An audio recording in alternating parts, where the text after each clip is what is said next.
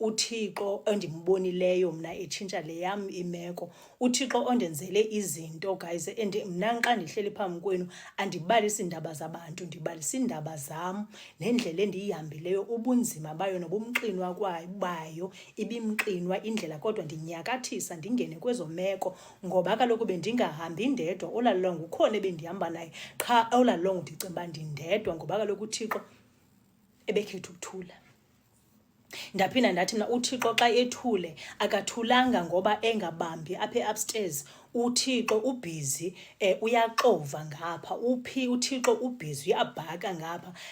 Uthi Izo hello Izo, neheart yakho ndiyayibona.